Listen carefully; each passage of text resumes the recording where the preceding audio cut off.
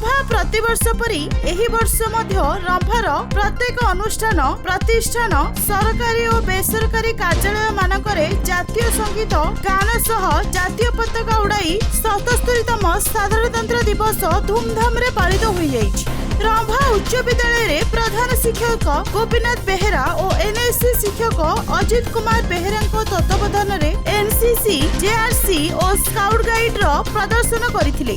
रंभा शिल्प वाणिज्य संघर सभापति नाथमल मुंद्रा, उपसभापति टी अनिल कुमार सुबुधी, संपादक ज्योति प्रकाश पंडा, कोषाध्यक्ष धनुर्जय विश्वाल तत्वावधान रे समाजसेवी सुभाष चंद्र पंडा जातीय पताका उत्तोलन करथिले। होटेल लेक क्वीन रो परिचालक आदित्य कुमार बेहेरा एवं एमडी राजेश कुमार बेहेरा तत्वावधान रे दल बेहेरा मार्केट कॉम्प्लेक्स परिसर रे समाजसेवी सुभाष चंद्र पंडा पताका उत्तोलन करथिले एवं नेताजी युव परिषद एवं गोपबंधु दासଙ୍କ प्रतिमूर्ति रे माल्यार्पण करी पंडित जगन्नाथ दासଙ୍କ परिचालन रे पताका उत्तोलन सह समस्त स्कूल रो विभिन्न प्रतियोगिता रे कृति छात्र छात्री मानकु पुरस्कार प्रदान करथिले।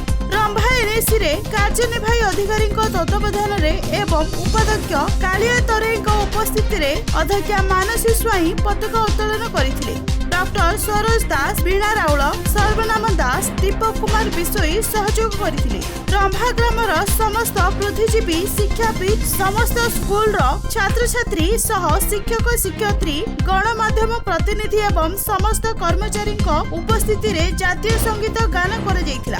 एतद व्यतीत श्री जगन्नाथ उच्च माध्यमिक विद्यालय और डिग्री महाविद्यालय अग्निशम विभाग MSP public school PWD office ब्राह्मण साही उच्च प्राथमिक विद्यालय प्राथमिक स्वास्थ्य केंद्र समस्त बैंक परी अनेक विद्यालय एवं साही गलीकंदी रे आबालक वृद्ध वनिता पताका उत्तोलन सह जातीय संगीत गान करी 77तम साधारणतंत्र दिवस महाआडंबर रे पालन करथिले। किछि समय पई त्रिरंगा पताका रंगरे रंभा सहर चलचंचल होई जाइतिला।